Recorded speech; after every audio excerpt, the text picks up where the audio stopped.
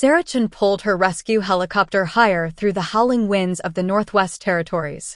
The blizzard had come out of nowhere, transforming the pristine Arctic wilderness into a white maze of deadly ice crystals and near-zero visibility. But somewhere out there, according to the distress beacon, someone needed help. "Base, this is Chen." Visibility dropping below minimum safety protocols, she reported into her radio, voice steady despite the helicopter's violent shaking. Static crackled back. Of course, the storm was interfering with communications too. The beacon's signal pulsed stronger on her instruments. Whatever it was, she was getting closer. Sarah had been flying search and rescue missions in the Canadian Arctic for 5 years, but something about this signal felt different. It wasn't broadcasting on any standard emergency frequency. A flash of blue light pierced through the curtain of snow, so bright it left afterimages dancing in her vision. Sarah banked hard, fighting to keep control as her instruments went haywire. The helicopter's electrical systems flickered, died, then surged back to life. "What the hell?" she muttered, squinting through the windscreen. The blue light pulsed again, closer now. As she descended through a break in the storm, Sarah's breath caught in her throat. Half buried in the snow was something that definitely wasn't a crashed plane or lost snowmobile. The object was roughly oval-shaped, perhaps 30 feet long, its metallic surface gleaming with an iridescent sheen that seemed to shift colors as she watched. Parts of it were still glowing with that strange blue light, though the glow was fading. Training kicked in over astonishment. Someone, or something, might need help. Sarah found a relatively flat spot to set down, the helicopter's skids crunching into deep snow. She grabbed her emergency medical kit and survival gear, then pulled on her insulated mask against the bitter cold. The wind nearly knocked her off her feet as she trudged toward the crash site. Up close, the craft's design became even stranger, no visible seams or joints, just smooth curves that seemed to flow like liquid metal. A jagged crack ran along one side, revealing glimpses of crystalline technology unlike anything Sarah had ever seen. Movement caught her eye. A figure was half crawling from the breach, movement slow and pained. Sarah rushed forward, then stopped dead in her tracks as the being raised its head. It was humanoid, but clearly not human. Its skin had a subtle silvery sheen, marked with delicate patterns that seemed to shift and flow. Multiple pairs of eyes, Sarah counted 4, blinked at her in sequence, their irises an impossible shade of violet. What looked like tendrils of light occasionally flickered beneath its skin. The alien's mouth moved, producing sounds unlike any language Sarah had heard, clicking and musical tones that made her think of whale song. Then it collapsed into the snow. Sarah's paramedic training took over. Alien or not, this was a person who needed help. She rushed forward, checking for vital signs. The alien's skin was warm to the touch despite the sub-zero temperature, and she could feel a rapid pulse, or something like a pulse, beneath her fingers. "It's okay," she said softly, not knowing if the being could understand her. "I'm here to help." The alien's eyes focused on her again. One hand, 6-fingered, with what looked like bioluminescent patterns under translucent skin, reached toward her face. When it touched her temple, Sarah gasped as images and emotions flooded her mind. Danger. Pursuit. Hide. Please. The alien was projecting thoughts directly into her head. Along with the words came fragments of memory, a peaceful scientific mission, discovery by hostile forces, a desperate flee across space that ended in this crash landing. "You're safe now," Sarah said, projecting thoughts of protection and shelter as strongly as she could. "I'll help you." More images, others hunting, coming to find the crashed ship. Not human hunters, something much worse. And they were coming soon. Sarah made a snap decision. "Can you walk? We need to get you out of here." The alien struggled to stand. Sarah helped support its weight, surprisingly light despite being close to human size, and they began moving toward the helicopter. The storm was growing stronger, which was good. It would help cover their tracks. But as they reached the helicopter, Sarah's blood ran cold. Her radio was crackling back to life, and through the static she could hear military chatter. Someone else had detected the crash. Someone with a lot of firepower was already on the way. Looking at the injured alien, Sarah knew she couldn't just hand it over to authorities who would treat it like a lab specimen at best, a threat at worst. The right thing to do and the legal thing to do were about to diverge sharply. "Hold tight," she told her passenger, firing up the helicopter's engines. "I know somewhere we can hide." As they lifted off into the storm, Sarah caught a glimpse of lights in the distance, multiple aircraft approaching. But she knew these mountains better than anyone. There were places up here that didn't appear on any map, places a helicopter could vanish into if the pilot was skilled enough. The alien touched her shoulder lightly, sending a wave of gratitude and trust. Sarah smiled behind her mask. "I'm Sarah," she said, tapping her chest. "And you and I have a lot to talk about once we're somewhere safe." The response in her mind was like a shimmer of starlight. "KRZI. I am KRZI." Together they disappeared into the howling white void of the storm, leaving behind a rapidly filling crater and a lot of very confused military personnel. Sarah's normal life had just ended, but something far more extraordinary was beginning. The storm grew stronger, erasing their escape into legend. Below, the crashed ship's remaining systems initiated their final protocol, and the strange craft dissolved into a shower of light that scattered on the Arctic wind. By the time the military arrived, they would find nothing but mysteries in the snow. The old mining cabin crouched against the mountainside like a hibernating bear, almost invisible under its blanket of snow. Sarah had discovered it years ago while mapping unofficial emergency landing sites, one of many secrets she kept in these mountains. As she cut the helicopter's engines, the silence felt almost supernatural after hours of flight. KRZI stirred in the seat beside her, all four violet eyes reflecting the aurora borealis that danced across the night sky.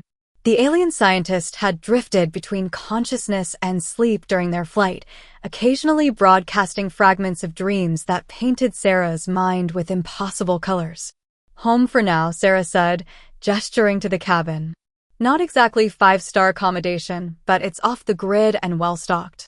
She'd been maintaining this place as a personal emergency shelter, adding supplies whenever she could. "Never thought I'd be using it to hide an alien refugee," she mused. Getting KRZI inside proved challenging. The alien's injuries weren't immediately life-threatening, but their unique physiology made movement difficult in Earth's gravity.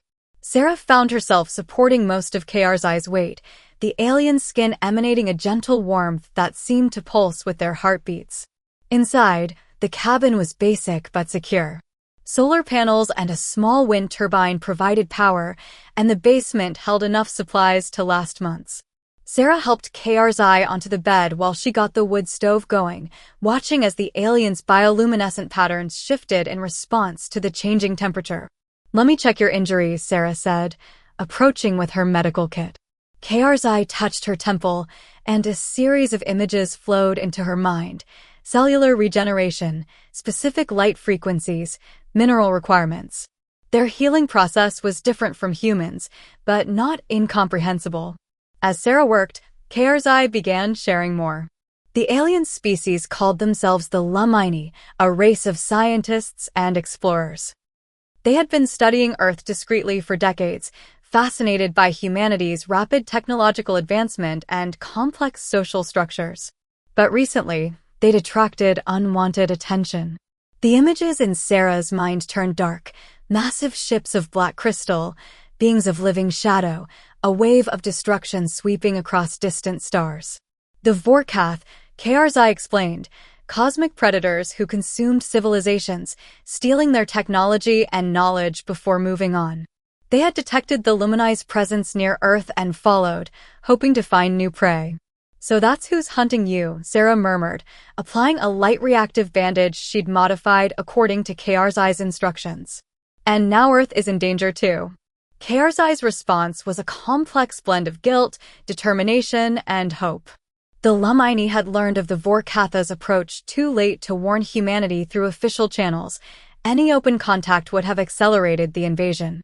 Instead, they had been working to secretly strengthen Earth's defenses, seeding protective technologies in key locations. Sarah was startled by a sudden noise outside. She doused the lights, her heart pounding, but it was just a moose trudging through the deep snow. Still, the moment highlighted their precarious situation. They couldn't hide forever. Over the next few days, as KRZI's strength returned, they developed a way to communicate more efficiently. The alien taught Sarah to focus her thoughts, while KRZI learned to modulate their telepathic broadcasts. They spent hours exchanging knowledge, Sarah explaining human culture and history, KRZI sharing insights about the cosmos that left her breathless with wonder. But it wasn't all strategic discussions and cultural exchange. Sarah found herself fascinated by KRZI's perspective on simple things, the way snowflakes looked under their multiple spectrum vision, their delight at the taste of hot chocolate, carefully tested for compatibility.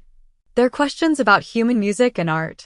One evening, as they sat watching the aurora through the cabin's window, KRZI shared a memory of their own world, crystal spires that sang in stellar winds, gardens that grew in zero gravity, beings of light dancing between the moons. The images were tinged with homesickness, but also with resolve. The Lamini had chosen to fight the Vorkath rather than flee, to protect younger civilizations like humanity from an ancient darkness. Sarah was about to respond when her satellite phone, the only communications device she'd kept active, buzzed with an encrypted message. It was from Dr. Helen Martinez, her old friend at the Aerospace Research Center.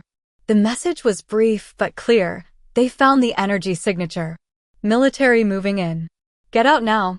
As if in confirmation, a low rumble echoed across the mountains. Helicopters, still distant but approaching. Sarah jumped into action, grabbing her pre-packed emergency bags. KRZI was already moving, their recovering strength evident in their fluid motion.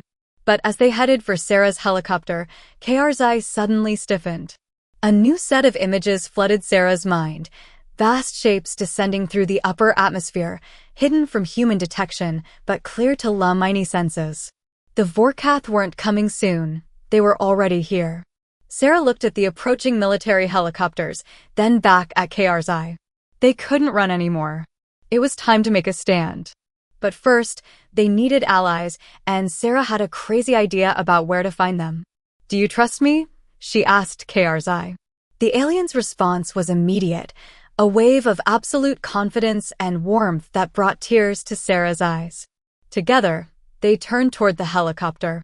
The next few hours would determine not just their fate, but potentially that of two civilizations.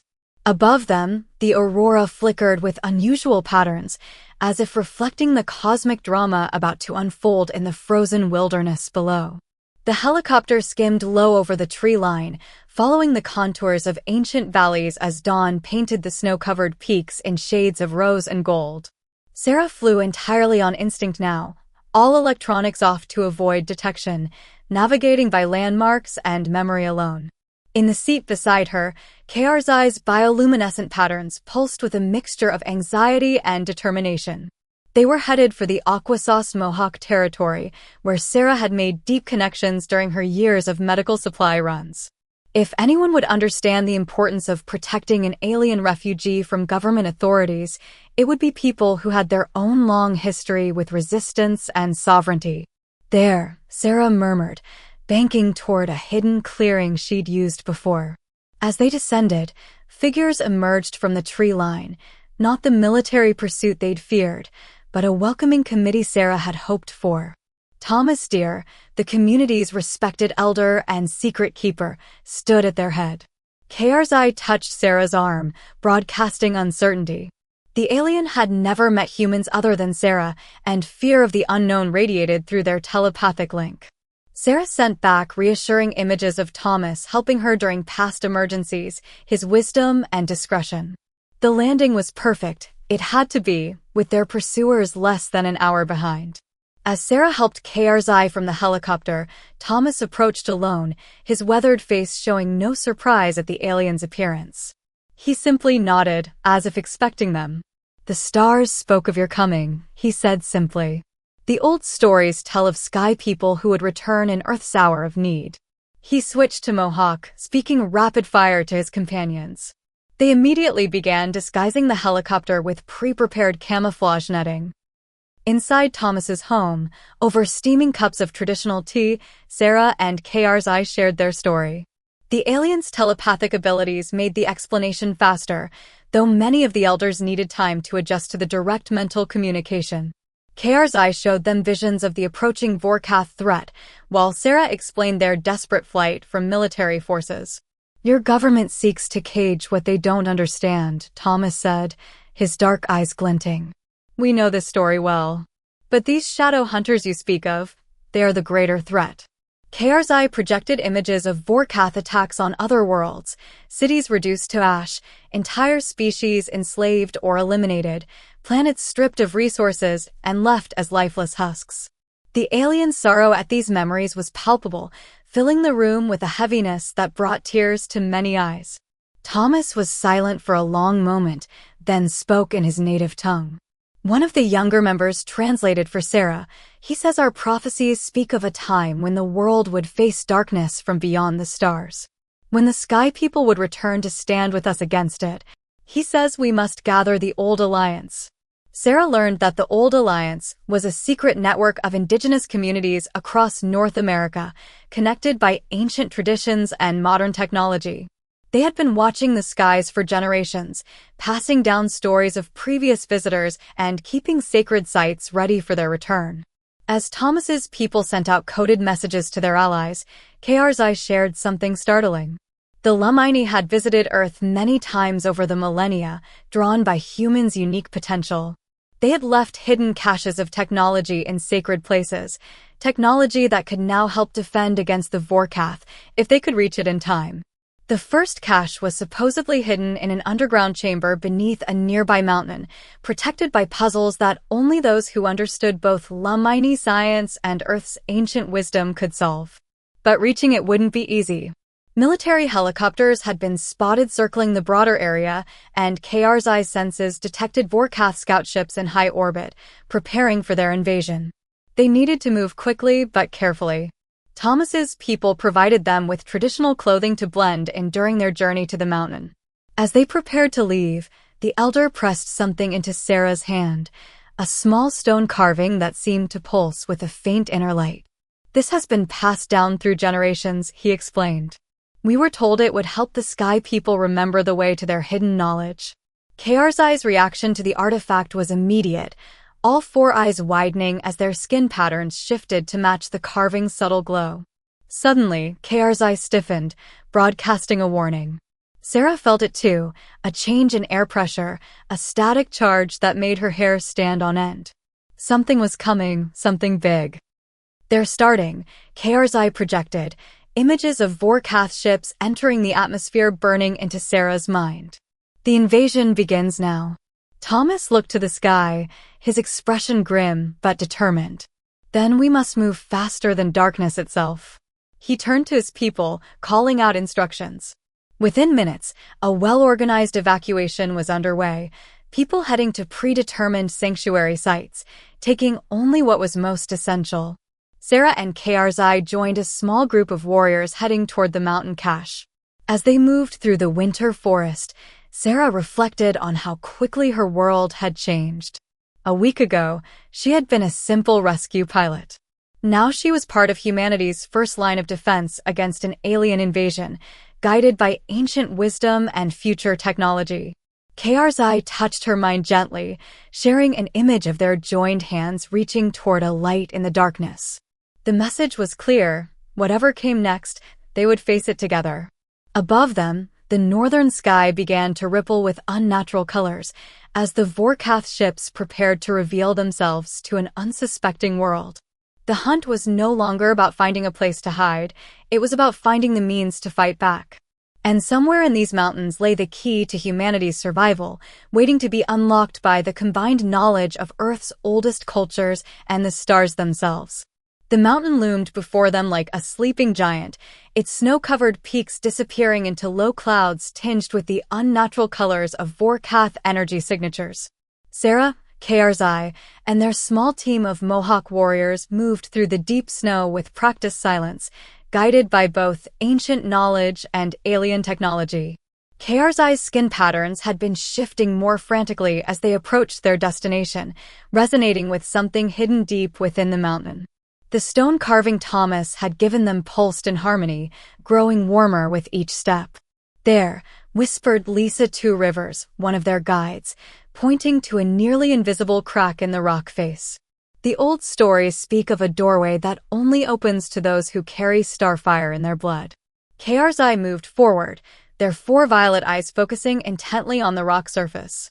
The alien's fingers traced patterns in the stone that Sarah's human eyes couldn't see, leaving trails of bioluminescent energy that slowly formed complex geometric shapes. The door remembers, KR's projected into their minds. "My ancestors left more than just technology here. They left part of themselves." The rock face shimmered and seemed to melt away, revealing a tunnel that plunged deep into the mountain's heart. The air that rushed out carried strange scents: metal, ozone, and something ancient that defied description. As they entered, lights began to activate along the walls, not electric bulbs, but what appeared to be living bioluminescent organisms. KR's explained through images that these were engineered life forms, created to maintain the facility through centuries of dormancy. The tunnel opened into a vast chamber that took Sarah's breath away. Crystalline structures rose from floor to ceiling, humming with contained energy. Holographic displays flickered to life, showing star maps and technical schematics that seemed to shift between 3 and 4 dimensions. "This is incredible," Sarah breathed, watching as KR's interfaced with the ancient systems. "How long has this been here?" The answer came in a series of historical images, Lamini ships arriving on Earth thousands of years ago, working with ancient peoples to establish these hidden bases. They had seen humanity's potential, but knew direct intervention would stunt their natural development. Instead, they left these caches of technology as a safeguard, to be accessed only in humanity's greatest hour of need. Suddenly, the chamber trembled. KR's patterns flashed in alarm as they broadcast images from high above, Vorkath ships beginning their attack on major cities worldwide. Humanity's first contact with alien life would not be the peaceful exchange the Lamini had hoped for, but an invasion. "How long until we can access the defensive systems?" Sarah asked, watching as KR's worked frantically at what appeared to be a control interface. "The systems are awakening," KR's projected, "but they require something unexpected. Human DNA combined with Lamini energy signatures. The ancestors believed that only true cooperation between our species could activate the planet's full defenses." Before Sarah could process this information, another tremor shook the chamber, this one closer, more deliberate. Lisa's radio crackled to life with a warning from their surface lookouts. Military forces had found them, and they weren't alone. Strange dark shapes had been seen moving through the trees, things that seemed to absorb light rather than reflect it. "Vorkath ground forces," KR's confirmed grimly. "They know what we've found. They'll stop at nothing to prevent us from activating the defenses." Sarah made a quick decision. "Lisa, take your warriors and hold them off as long as you can.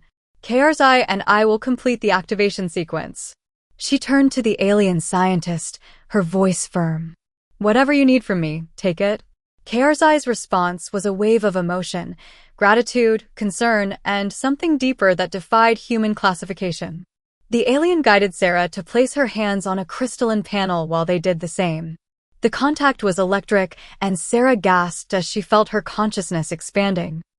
Through their joined connection, Sarah experienced fragments of KR's memories, their childhood on a world with 3 suns, their first space flight, the joy of scientific discovery, and the horror of watching the Vorkath destroy everything they loved. In return, KR's felt Sarah's memories, the thrill of flying through mountain storms, the satisfaction of saving lives, the deep connection to the wild places of Earth. Above them, the chamber's crystals began to pulse with increasing intensity. The holographic displays showed a network of similar facilities activating worldwide, each protected and maintained by different indigenous cultures who had kept the Lamini secrets through generations. The sound of gunfire echoed down the tunnel, mixed with otherworldly shrieks that made Sarah's skin crawl. Lisa's voice came over the radio, tight with tension. "We can't hold them much longer. Whatever you're doing, do it fast." The activation sequence reached its climax. Sarah felt something fundamental shifting in her DNA as KRZI's energy merged with her own. The chamber erupted with light, and, for a moment, she could see the whole planet as the Lamini saw it, a living organism wrapped in layers of energy and potential. A pulse of power emanated from the chamber, racing through the ancient network. Around the world, similar pulses rose from hidden places, mountain peaks, desert depths, ocean trenches. The combined energy formed a protective field around the planet, one that would turn the Vorkatha's own dark energy against them. But their victory came with a price. The power surge had fused Sarah and KRZI's genetic patterns, linking them permanently. They were now something entirely new, neither fully human nor fully Lamini, but a bridge between worlds. As the chamber's light faded to a sustainable level, Sarah looked at KRZI with new eyes, literally, as she realized she could now see multiple spectrums of light. KRZI's patterns had changed too, becoming more human-like while maintaining their alien beauty. "We are the first," KRZI projected, their thoughts now crystal clear in Sarah's mind. "But not the last. This is how our peoples will truly unite." The sounds of battle above had ceased. Lisa's voice came over the radio, filled with awe. "You need to see this. The sky, it's incredible." Together, Sarah and KRZI made their way back to the surface, their linked minds already contemplating the challenges ahead. The immediate threat had been averted, but this was just the beginning. They had changed not just themselves, but the course of human history. As they emerged from the mountain, the northern lights danced overhead, but now they were interwoven with strands of Lamini energy, creating a display that symbolized the new partnership between Earth and the stars. The weeks following the activation of Earth's defense network transformed the planet in ways no one could have predicted. Sarah and KRZI found themselves at the center of a rapidly evolving new world order, their unique bond serving as a bridge between humanity and the cosmos.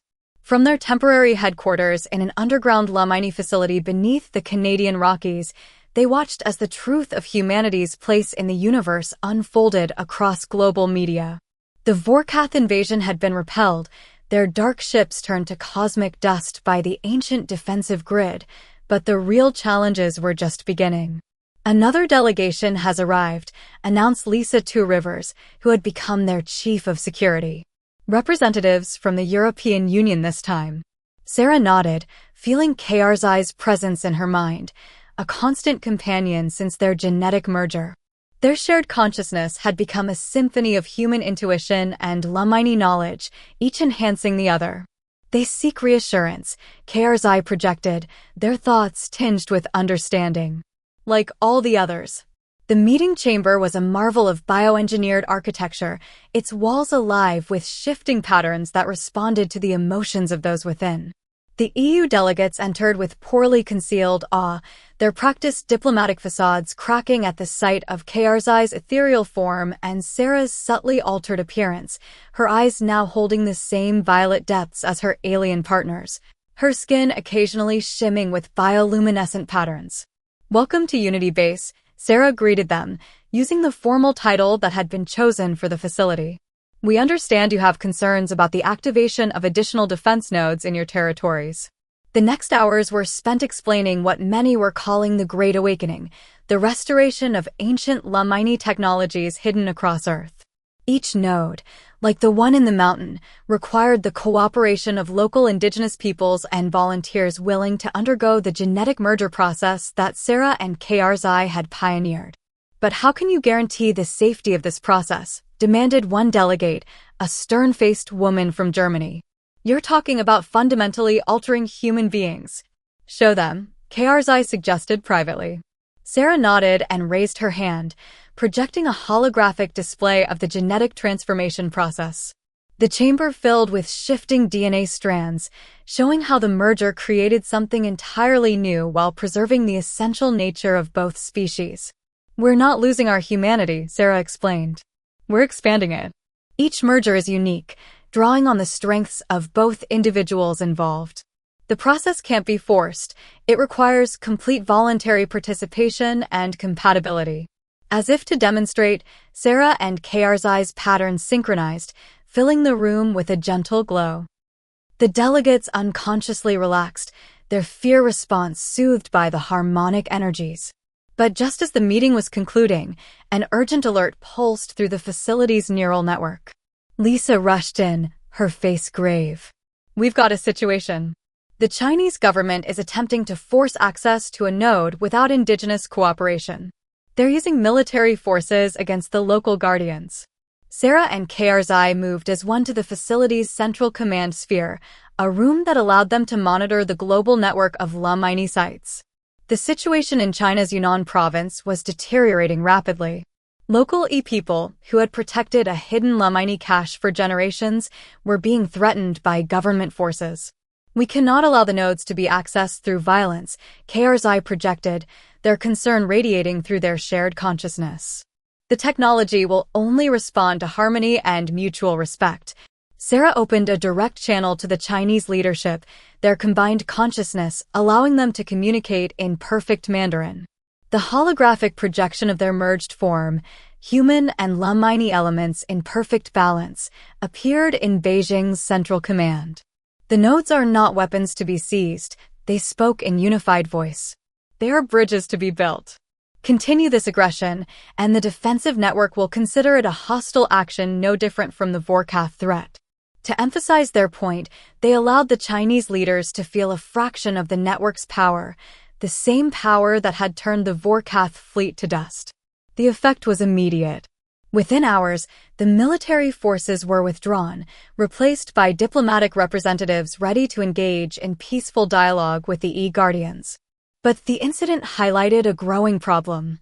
Some nations saw the mining technology as a way to gain power over others, missing the fundamental truth that the network could only function through cooperation and mutual trust. In their private quarters that evening, Sarah and KR's reflected on the challenges ahead. Their living space was a beautiful blend of human comfort and mining biotechnology, the walls responsive to their moods and needs. "Perhaps we need to show them rather than tell them," KR's suggested, their thoughts merging with Sarah's own contemplation. "A demonstration," Sarah agreed, the plan forming in their shared consciousness. Not of power, but of possibility. They began organizing what would become known as the Unity Demonstration, a global event where all active nodes would connect simultaneously, allowing everyone on Earth to briefly experience the type of consciousness sharing that Sarah and KR's lived with constantly. It would be a moment of planetary empathy unprecedented in human history. As they worked late into the night, Sarah felt a new presence approaching through the facility's neural network. Another successful merger had occurred, this time in Australia. Each new pairing brought its own unique gifts to the growing community of human Lumini hybrids. Some were healers, able to manipulate the biological technology to cure diseases. Others were engineers, unlocking new secrets in the ancient systems. Each pair was a new thread in the tapestry of unity they were weaving. The northern lights shimmered outside their window, now permanently altered by the awakened mining technology. In their shared vision, Sarah and KR's could see the delicate energy fields protecting Earth, not as a barrier, but as a bridge to the stars.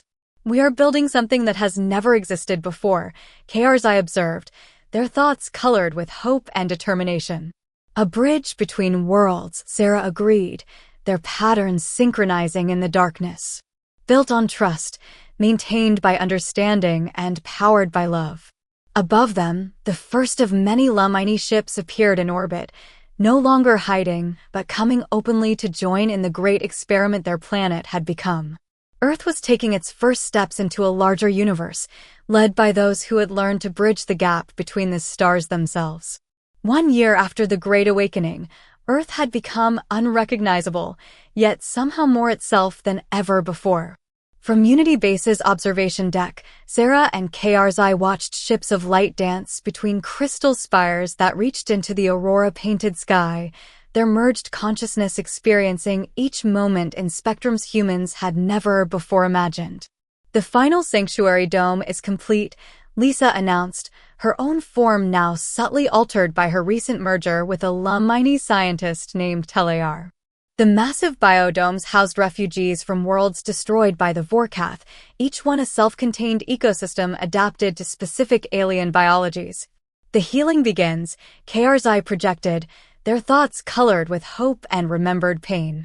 Through their bond, Sarah felt the depth of their satisfaction, not just at saving their own people, but at helping create something entirely new.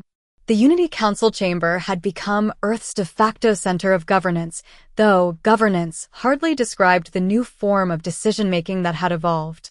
The circular hall's living walls pulsed with the combined consciousness of human Lumini pairs from every nation, their merged wisdom creating solutions that would have been impossible for either species alone. Today's session was particularly significant. The first generation of human children born to merged parents was beginning to show unprecedented abilities. These children, neither purely human nor Lumini, represented an evolutionary leap that no one had anticipated.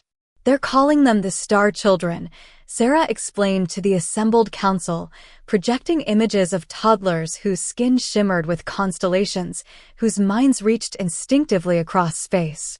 They don't see any distinction between Earth and the cosmos. To them, it's all one continuous reality. The council chamber filled with overlapping thoughts and emotions as representatives processed this information. Some felt fear at how quickly humanity was changing, while others saw it as the natural next step in cosmic evolution. Through their deep bond, Sarah and Karzai helped guide the discourse, their own successful merger serving as a model for harmonious integration. "Show them the Genesis project," Karzai suggested. Sarah nodded, and together they projected a visualization of their most ambitious initiative yet. The holographic display showed a network of terraformed planets, each one designed to host both human and Lumini populations together. The technology that had created Earth's sanctuary domes was being expanded to transform entire worlds, creating new homes for refugees of both species. "But these aren't just colonies," Sarah explained, her voice harmonizing with Karzai's telepathic projections. "They're incubators for a new form of civilization, one that transcends the boundaries between species." The display shifted to show the first of these worlds, already under development in a nearby star system. Great crystalline cities rose from landscapes that blended Earth-like features with alien beauty. Rivers of light flowed alongside water, and the sky held multiple moons phase-locked to create stable energy fields. But the Genesis project wasn't without its critics. A delegation from the Human Heritage Protection Movement had gathered outside Unity Base, protesting what they saw as the end of pure humanity. Sarah and Karzai felt their fear and anger rippling through the planetary consciousness web. "They forget that humanity has always been about transformation," Karzai observed. "Every great leap in human history came from embracing change, not resisting it." Sarah agreed, remembering her own initial fears when she'd first encountered Karzai in that frozen wilderness. How far they'd come from those first moments of uncertainty. Their bond had deepened beyond anything either of them had imagined possible, becoming a template for thousands of others. The chamber's attention shifted as a new presence made itself known, a collective consciousness from another galaxy, drawn by the unique energy signature of Earth's transformation. First contact was no longer a singular event, but a continuous process as humanity's expanded awareness drew the attention of increasingly diverse cosmic civilizations. "They come seeking understanding," Karzai projected, their excitement merging with Sarah's. "Our experiment here has not gone unnoticed." Through their combined senses, they perceived layers of reality that their former selves could never have comprehended. The universe was far more complex and interconnected than either humans or Lumini had realized. What they had created on Earth was not just a merger of two species, but a doorway to understanding the fundamental nature of consciousness itself.